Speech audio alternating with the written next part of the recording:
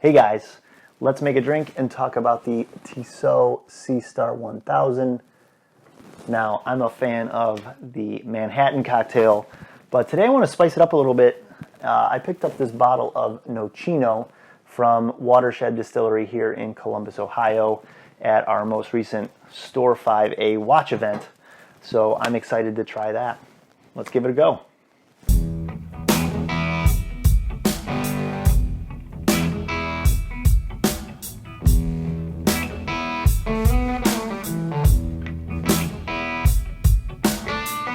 It's quite possible that I'm your third man, girl. Cheers, I am John Ritzar from WatchSpec.com.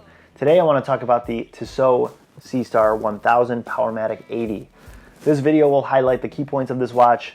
I will have a written article over at WatchSpec.com that will go over all the detail of every aspect of this watch.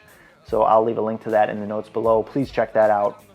If you haven't already done so, please subscribe to the channel and sign up for notifications so you can catch all my videos when they release. And with that, let's get started. Let's start with a quick model overview. This Seastar was completely redesigned for 2018 and was first shown at the 2018 Baselworld back in March. This watch has influence in both style and performance from the Rolex Submariner, but it keeps an entry-level price point. So let's find out if that was executed successfully. Okay, let's start with style.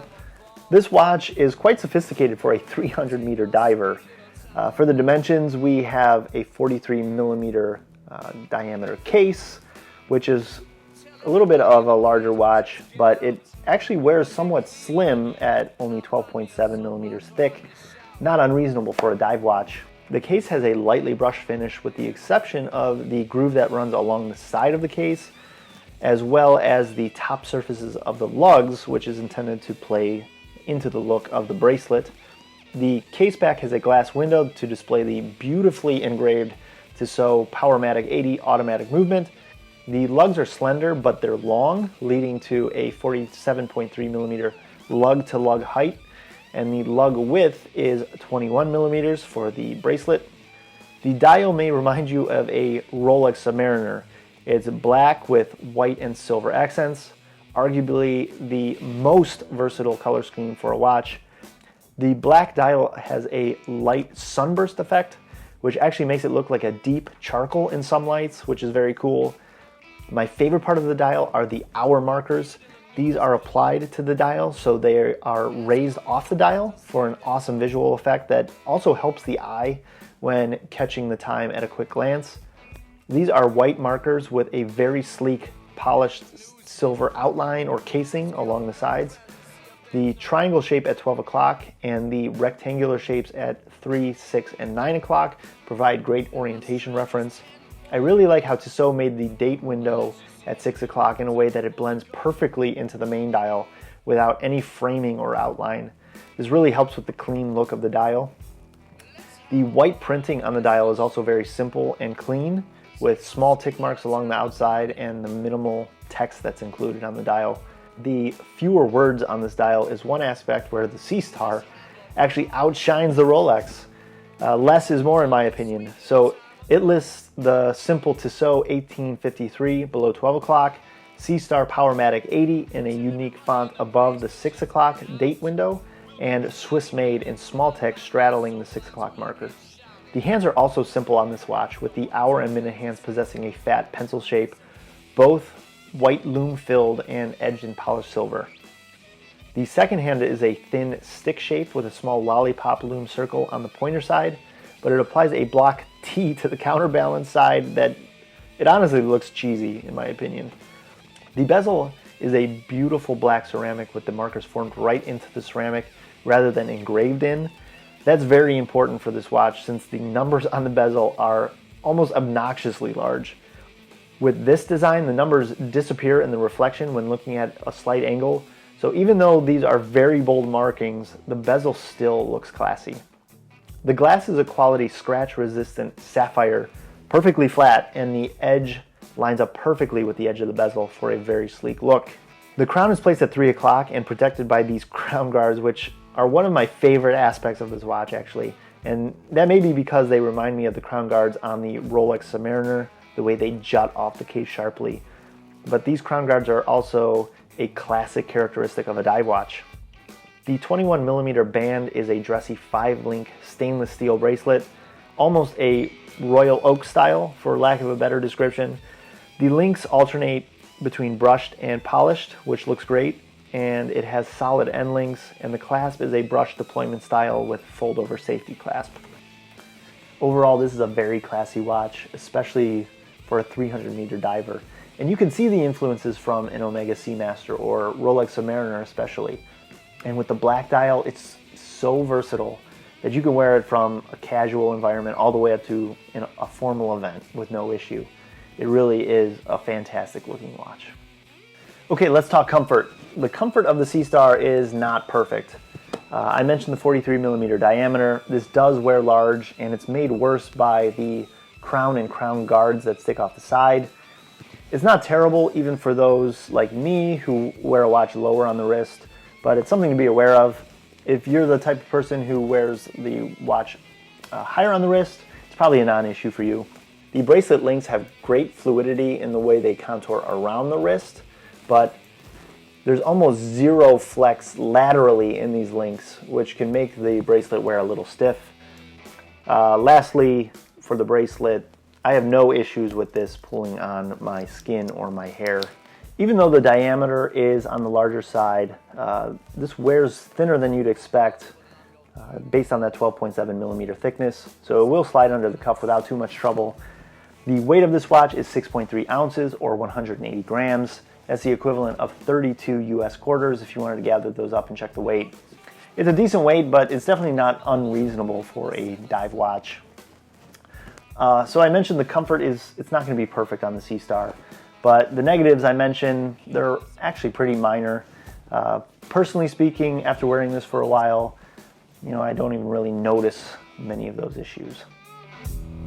Let's have a ball and a biscuit, sugar. And take our sweet little... Next is movement and accuracy.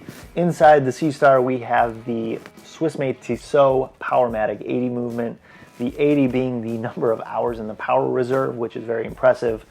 This movement is based off of the well-known and vastly applied ETA 2824-2 movement. This movement is Swiss-made. It has 23 joules. It operates at 6 beats per second. It has that impressive 80-hour power reserve that I mentioned. That means you can take this watch off and leave it on your dresser Friday after work, and when you put it on for work on Monday, it will still be ticking. That's extremely handy. The accuracy is not disclosed. However, I estimate that you should see accuracy within plus or minus 15 seconds per day. Regulation is possible. This is hackable. It's got hand winding. This movement includes a date complication, which is also handy. The date changeover on this watch starts around 11:40 p.m. and will snap over exactly at midnight, which is impressive precision. Okay, let's talk usability. There's almost all positives to say here about the Seastar. Readability is superb with the contrast that you get between the dial and the hands and markers. The fat pencil-shaped hands can't be missed, and the same goes for the hour markers on the dial. Also, the minute and second hands extend all the way to the tick marks on the edge of the dial to eliminate any guesswork of the exact minute or second. And with tick marks at every minute or second, your reading will be precise. The bezel also helps with quick time reading with the Arabic numbers that are included at every 10 minutes. The bezel is a unidirectional 120 click bezel. Every one of these clicks is so solid, which feels awesome, and you won't have to worry about this rotating unintentionally. The lume on the Seastar is great. This is the Super Luminova, which is very easy to see in low light conditions. We have lume filling most of the hour and minute hands for very clear pointers in low light conditions, and in each hour marker as well, so orientation is very clear in the dark. The second hand also applies lume in the small lollipop on the pointer side. Finally, there's a lume pip included at the 12 o'clock position on the bezel to help with the bezel tool in a low light condition, which is critical for a dive watch. The crown is applied at 3 o'clock and is very well protected by those crown guards that actually wrap around the crown itself. This is a screw-down crown, which helps assist in achieving that water resistance rating. Finally is the bracelet. The bracelet is very easy to use with the deployment clasp and is very secure on the wrist. The link adjustment is also very simple. Just push the pin in the direction of the arrow that's included on the link. There's also fine adjustment where the bracelet attaches to the clasp. There is a diver's extension also included in this clasp. One thing to be aware of with this bracelet are the polished links that are included. While these make the bracelet more sophisticated, they do attract smudges and will be more susceptible to scratches, especially on the bottom side of the wrist. So something to be aware of. Let's end on a huge positive, which is the water resistance of this Seastar. This is rated to 30 bar or 300 meters or 1,000 feet, hence the 1,000 in the name. This is equivalent to the Rolex Submariner, by the way. Very impressive.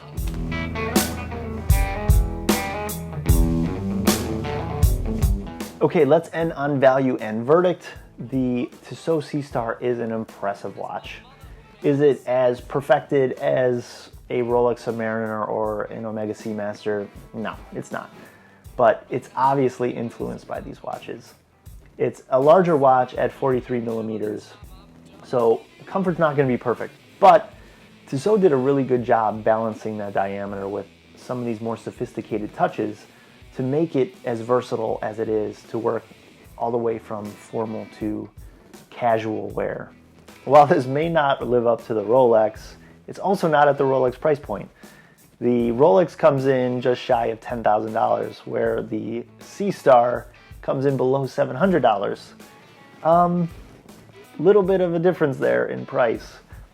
For everything you get for the price, the elegant style with the classic black, white, and silver design and raised markers, the performance that you get with the 1,000 feet water resistance and hackable and hand winding movement, and the Swiss luxury touches such as the sapphire crystal and ceramic bezel, they make this Tissot Seastar a very good value. It may not be a Rolex, but you get a very similar look for a much lower price. If the look and fit of this watch align with something you're searching for, this would be a nice watch for your collection. If you are interested in this watch, either for yourself or as a gift, I will leave a product link in the notes below. Thank you in advance to anyone who does follow my product link and make a purchase, as I do get a small commission at no additional cost to you, so thank you for that. If you have any questions about this watch, feel free to contact me through my website, watchspec.com, or by leaving a comment below. Also, please let me know your opinions of this watch in the comments below. I love hearing what you guys think. Please give this video a like if you found it helpful, and don't forget to subscribe and sign up for notifications so you can catch all my future videos when they release. And with that, thanks for watching, and I'll catch you in the next video.